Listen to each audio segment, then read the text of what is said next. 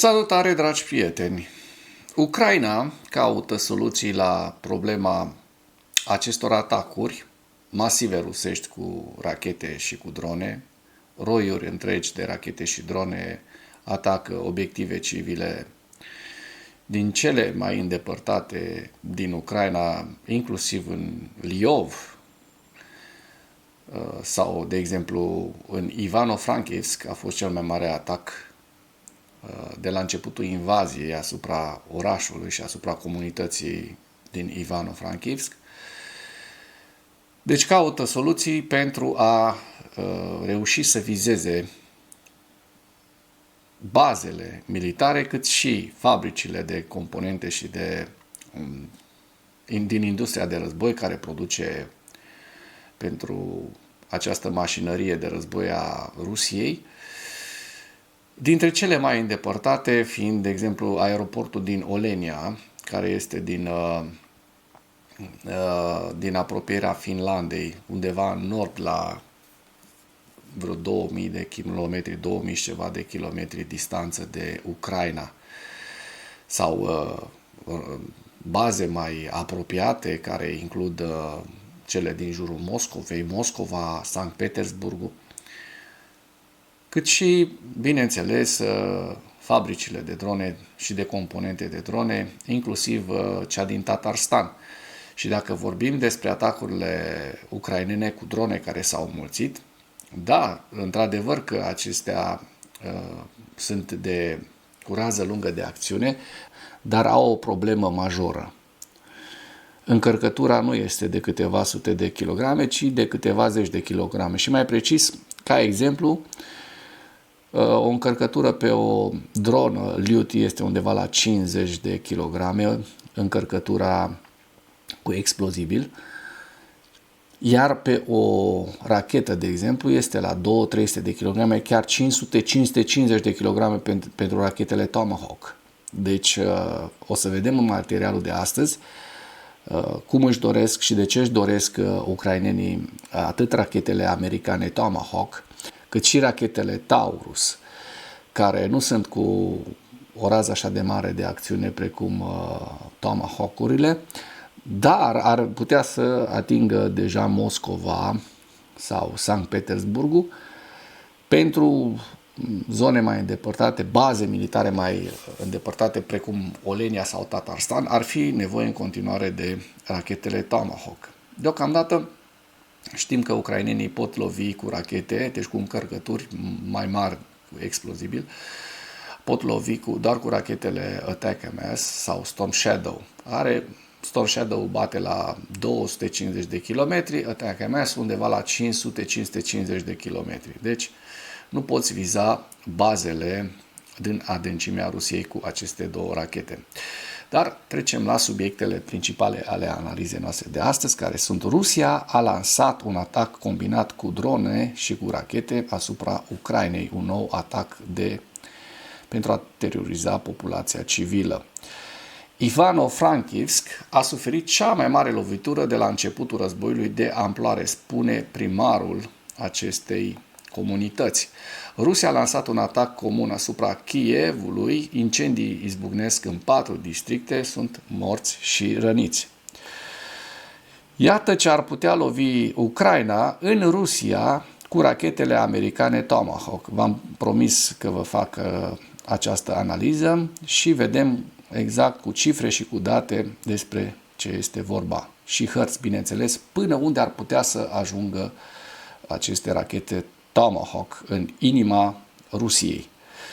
La final vă prezint hărțile Institutului pentru Studiul Războiului, cât și informații ale think tank-ului ucrainean actualizate la zi, Deep State. Rusia a lansat un atac combinat cu drone și rachete asupra Ucrainei. În noaptea de 20 spre 21 iulie, Rusia a lansat un atac aerian combinat la scară largă asupra Ucrainei. Ocupanții au folosit drone de atac și rachete de diferite tipuri. Explozii au izbucnit în mai multe regiuni. Preliminar, o persoană a fost ucisă și 2 au fost rănite la Kiev, asta la începutul atacului. Primarul orașului Ivano-Frankivsk a raportat de asemenea victime. Sursele informației, forțele aeriene ale forțelor armate ale Ucrainei, șeful regiunii Kiev, Timur Kachenko, și, bineînțeles, primarul Kievului, Klitschko. Duminică seara, forțele aeriene au raportat mișcarea dronelor inamice în regiunile Kharkiv, Chernigov, Kiev, Sumi, Dnepropetrovsk, Poltava, Zaporojie și Herson. În jurul orelor 23, în capitală a fost emisă și o alertă de raid aerian din cauza amenințării reprezentate de dronele de atac. Kachenko spune: dronele inamice lângă Kiev se aud operațiunile de apărare antiaeriană. La orele 23:40 a fost raportat la Kiev că în regiune opera apărarea aeriană. Vedem harta cu atacul care a cuprins aproape întreaga Ucraina. La orele 23:53, deci aproape de miezul nopții, forțele aeriene ucrainene au avertizat asupra decolării mai multor bombardiere strategice Tu-95 de pe aerodromul Olenia din regiunea Murmansk a Federației Ruse. Deci de ce este important să fie vizate aceste aeroporturi, da? Și aceste baze rusești de la distanță de Ucraina? Pentru că ăștia atacă de la distanță calașii și nu pot fi vizați. Dar vor putea fi vizați dacă ucrainenii vor primi rachete Tomahawk, așa cum vă spuneam. Începând cu orele 1:30 dimineața, armata Ucrainei raportează un număr mare de drone de atac rusești în spațiul aerian ucrainean. Apărarea aeriană este implementată împotriva țintelor inamice. Rusia a lansat rachete de croazieră Kalibr din Marea Neagră la orele 2:18 dimineața. În urma atacului din cartierul Darnitski din Kiev, acoperișul unei clădiri nerezidențiale a luat foc. În Kharkiv, cel puțin 11 lovituri au fost produse în districtul Kievski. În prezent nu exista, deci la momentul acela nu a existat rapoarte despre victime. Actualizare: la ora 3 dimineața, Rusia a lansat rachetele aerobalistice hipersonice Kinjal de pe aeronavele MiG-31K. Forțele aeriene au raportat ținte de mare viteză care se îndreptau spre Kiev și Rivne în Dubno. Un grup de rachete de croazieră din Marea Neagră se deplasează din regiunea Odessa spre regiunea Vinița. Atacul cu drone continuă. Forțele aeriene au avertizat asupra unei a doua decolări a avioanelor de vânătoare MiG-31. Iată cum terorizează Rusia și vedeți în ceea ce urmează că au fost lansate rachete și drone la orele 4 dimineața, la 4:18, la 5:30. La Kiev a fost ucis o persoană și două au fost rănite în urma atacului. 5:51, din nou, forțele aeriene ucrainene au avertizat pentru a patra oară peste noapte cu privire la decolarea avioanelor de vânătoare MiG-31K. Câteva minute mai târziu, armata a raportat rachete îndreptate spre Ivano-Frankivsk, unde a fost, așa cum vă spuneam, cea mai mare lovitură pe care a suferit-o această comunitate de la începutul invaziei, pentru că este la distanță foarte mare de prima linie a frontului. Deci, cam asta se întâmplă, dragii mei, în Ucraina, cam așa sunt terorizați noapte de noapte ucrainenii și de aceea ar fi foarte important ca ucrainenii să poată să primească aceste rachete Tomahawk, da? Făcute de către compania Raytheon, dar o să ajungem și la această informație, să vedem cât de mult ar conta acest lucru. Ivano-Frankivsk a suferit cea mai mare lovitură de la începutul războiului de amploare, spune primarul. Ca urmare a atacului combinat al Rusiei asupra comunității Ivano-Frankivsk, instalațiile din infrastructura civilă au fost avariate. Primarul Ivano-Frankivsk, Ruslan Marcinkiv, spune: forțele de ocupație rusești au folosit diverse tipuri de rachete, precum și drone de atac Shahed. Din păcate, au avut loc o mulțime de atacuri. Acesta este cel mai mare atac de la invazia la scară largă, a declarat Marcinkiv. Potrivit primarului, atacul a avariat infrastructura civilă conform datelor preliminare. Există victime în cel puțin 3 sate din comunitatea Ivano-Frankivsk. Alerta de raid aerian în regiune continuă. Și vedem aceste imagini, aceste fotografii. Marcinkiv a publicat ulterior o fotografie cu urmările loviturii dintr-unul dintre satele comunității. Slavă Domnului, nu au fost victime, a scris acesta, dar vedem că, casele oamenilor sunt afectate. Rusia a lansat un atac comun asupra Kievului, incendii izbucnesc în 4 districte, morți și răniți. Da? Știm foarte bine, ceea ce v-am spus în știrea de mai înainte, că rușii au atacat și s-au ocupat și de Kiev în jur de orele 4 dimineața. În districtul Darnitski a izbucnit incendii la acoperișul unei clădiri cu mai multe etaje și a unei clădiri nerezidențiale, iar un incendiu a izbucnit într-un supermarket. În raionul Șefčenski, un incendiu a izbucnit într-o clădire rezidențială. La o altă adresă, balcoanele ard. Acum, știrea întreagă, dacă o citim, ne ia prea mult timp, pentru că vreau să vă citesc această informație, vreau să vă prezint această informație. Iată ce ar putea lovi Ucraina în Rusia cu rachetele americane Tomahawk. Zvonurile despre noi arme pentru Ucraina au intrat în forță la începutul acestei săptămâni, când s-a aflat că președintele Trump ia în considerare furnizarea de rachete de croazieră Tomahawk către Kiev. O zi mai târziu, lucrurile au atins cote maxime, odată cu relatările că Trump l-ar fi întrebat pe președintele Zelensky dacă Ucraina ar putea ataca orașe rusești cheie dacă îi se vor oferi arme americane cu rază lungă de acțiune. Casa Albă, deși nu a negat că a avut loc conversația, a reacționat rapid pentru a înăbuși speculațiile, secretarul de presă Caroline Leavitt declarând că Trump pune doar o întrebare, nu încurajează crime. Însă vestea a venit pe fondul unei schimbări semnificative între relațiile dintre Kiev și Washington și al anunțului unei scheme susținute de către NATO, în cadrul căreia membrii alianței ar putea achiziționa sisteme de armament fabricate în SUA pentru Ucraina. Rachetele Tomahawk ar reprezenta cu siguranță o îmbunătățire semnificativă pentru arsenalul Ucrainei, în special în ceea ce privește capacitățile de atac la distanță, a declarat pentru Kyiv Independent Federico Borsari, cercetător la Centrul pentru Analiza Politicilor Europene. Acest lucru ar permite Ucrainei să livreze o încărcătură utilă mult mai mare împotriva țintelor în comparație cu ceea ce folosește în prezent. Ce este o rachetă Tomahawk? Păi hai să vedem. Tomahawk este o rachetă de croazieră subsonică cu o rază lungă de acțiune concepută pentru lovituri de precizie împotriva țintelor terestre. Are o rază de acțiune între 1600 și 2500 de kilometri, a declarat Borsari. Acestea au fost pentru prima oară folosite în luptă în timpul operațiunii Furtună în deșert, Desert Storm, în 1991 împotriva Irakului, ne aducem aminte, și rămân o parte esențială a arsenalului american cu rază lungă de acțiune. Fiecare rachetă costă în jur de $2 milioane și este fabricată de către compania Raytheon. În prezent, aș putea spune că este principalul instrument al SUA pentru a ataca ținte terestre foarte îndepărtate și este lansat în mare parte de pe platformele navale, inclusiv submarine și nave de suprafață, a spus Borsari. Tomahawk poate zbura la altitudini joase și poate efectua manevre de evitare, manevre evazive, pentru a minimiza riscul de a fi interceptată.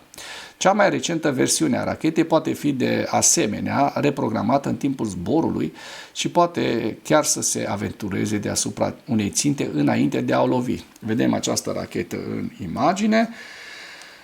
Este o rachetă de croazieră foarte rapidă, deși totuși subsonică, folosește o combinație de diferite sisteme de ghidare pentru a fi foarte precisă, a spus Borsari, adăugând că poate lovi o țintă la aproximativ 30 de metri, dacă nu mai puțin, deci o distanță foarte mică, având în vedere încărcătura care o are Tomahawk, care poartă un focos foarte puternic, care cântărește între 400 și 450 de kilograme în funcție de configurație.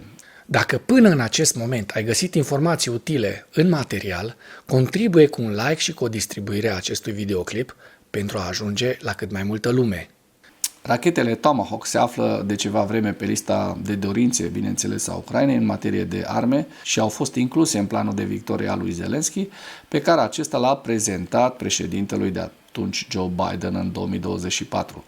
Rusia are un avantaj vast față de Ucraina în ceea ce privește rachetele și rachetele de croazieră în special, și folosește în mod regulat propriile sisteme de rachete de croazieră, cum ar fi Kalibr pentru a ataca orașele ucrainene, precum și sistemele balistice Iskander. În ceea ce privește rachetele de croazieră, Ucraina se bazează în prezent pe arme furnizate de către Occident, cum ar fi Storm Shadow, care au fost folosite cu mare succes, dar au o rază totuși mai mică de acțiune, de aproximativ 250 de kilometri. Pentru atacuri cu rază lungă de acțiune, Ucraina se bazează în prezent pe drone și rachete asemănătoare dronelor, dar acum să vedem distanța. Dronele provoacă pagube, pot zbura în ferestrele fabricilor de apărare din spatele frontului rusesc, a declarat Ivan Stupak, fost ofițer SBU și parlamentar ucrainean pentru Kyiv Independent la începutul acestei luni, dar să fim sinceri, spune acesta, 50 de kilograme de explozibili sunt doar 50 de kilograme, nu 500 de kilograme care poți să-i montezi într-o rachetă, și acest lucru de 10 ori încărcătura, bineînțeles că poate face diferența. Ce ar putea să lovească Ucraina cu rachetele Tomahawk? Un lucru foarte, foarte interesant. Raza de acțiune a rachetei Tomahawk ar deschide zone întinse ale Rusiei pentru atacuri cu rachete ucrainene cu rază lungă de acțiune, în special Moscova și Sankt Petersburg.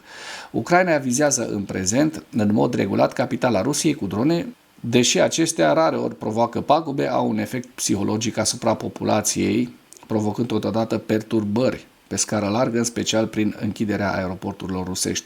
Aceste perturbări nu sunt accidentale, fac parte dintr-o campanie de presiune împotriva logisticii, sistemelor de apărare aeriene și moralului public, a declarat Sergei Bratchuk, purtător de cuvânt al Comandamentului Operațiunilor Sudice ale Armatei pentru Kyiv Independent.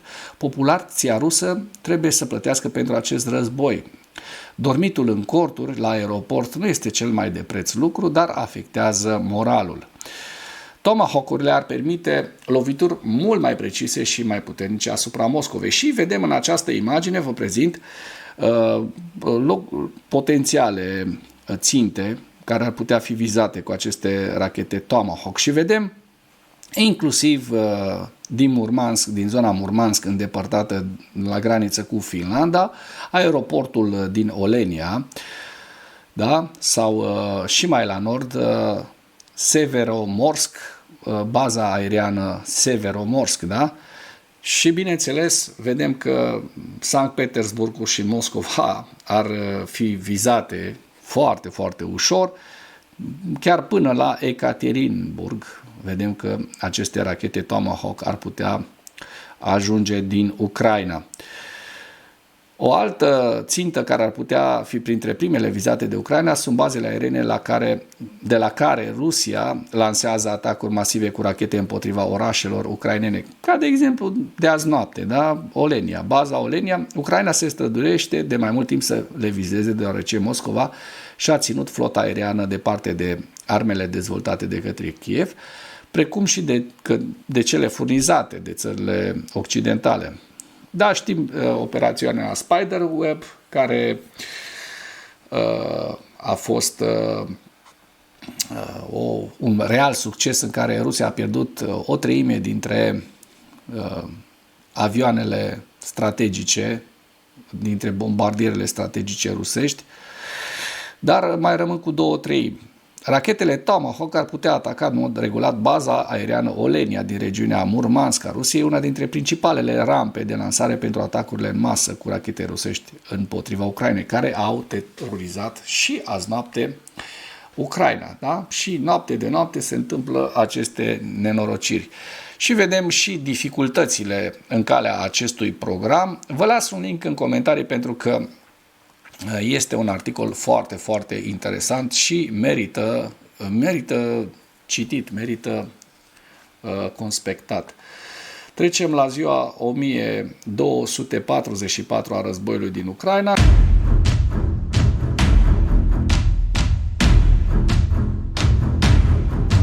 Și vedem că rușii, la data de 21 iulie, au pierdut 1170 de militari. În total au depășit de mult cifra de 1.043.000 de la începutul invaziei, 2 tancuri, 7 vehicule blindate de luptă, 54 de piese de artilerie, un lansator de rachete, un sistem de apărare antiaeriană și lista cu pierderile rusești o vedeți în această imagine.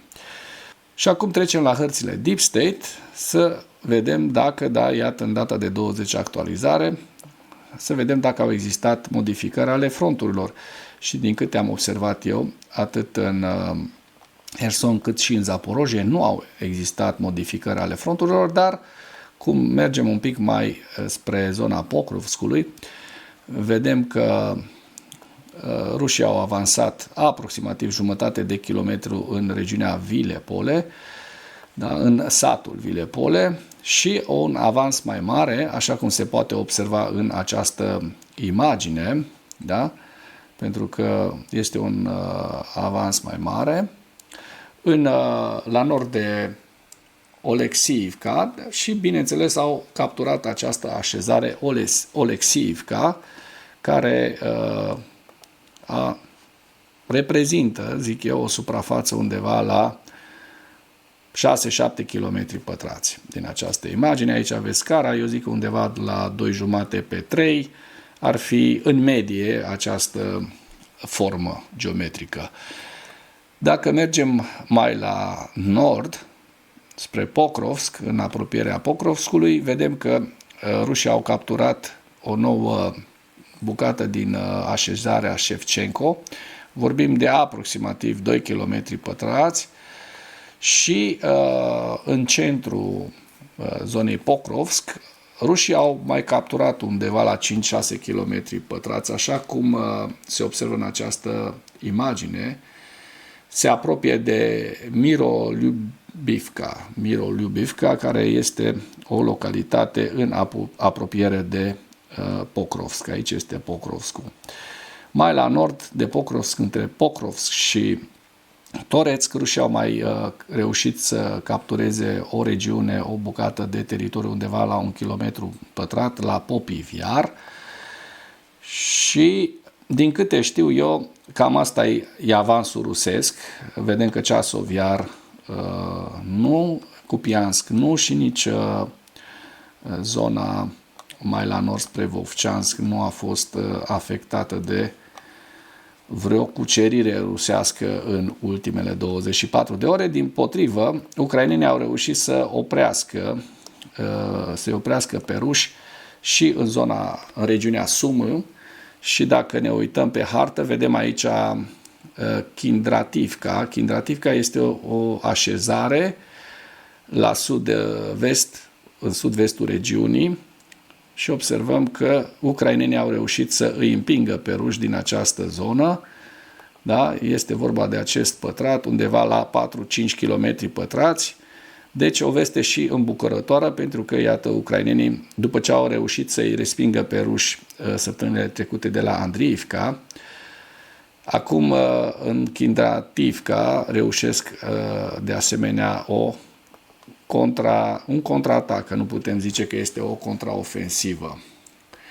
Trecem la evaluarea campaniei ofensive rusești la data de 20 iulie cu principalele informații. Oficialii ruși continuă să reitereze public că Rusia nu este interesată de o soluție pe termen scurt pentru încheierea războiului din Ucraina, care nu respectă cerințele Moscovei. Oficialii germani și ucraineni au evaluat că Rusia continuă să-și extindă producția de drone de tip Shahed cu drone de rază lungă de acțiune și mai mari, care includ până la 2000 de drone într-o singură noapte. Forțele rusești ar putea fi capabile să atace Ucraina cu până la 2000 de drone într-o singură noapte până în noiembrie 2025, dacă modelul actual de creștere a utilizării dronelor rusești pe timp de noapte continuă. Ar fi un dezastru. Eu sper ca rușii să fie opriți și ucrainenii să reușească să vizeze cu aceste Tomahawk-uri, dacă vor primi rachetele cu rază lungă, bazele, inclusiv din Tatarstan, unde se fabrică aceste arme de crimă în masă. Președintele azer Ilham Aliyev a reiterat că solicitările ca Rusia să-și asume responsabilitatea pentru doborârea avionului Azerbaijan Airlines din decembrie 2024, incident care continuă să creeze tensiunile în relația ruso-azeră. Aliyev a declarat în cadrul unui forum media din data de 19 iulie că dorește ca Rusia să recunoască public responsabilitatea pentru doborârea avionului. Și vedem hărțile Institutului pentru Studiul Războiului la data de 20 iulie cu regiunea Sumă,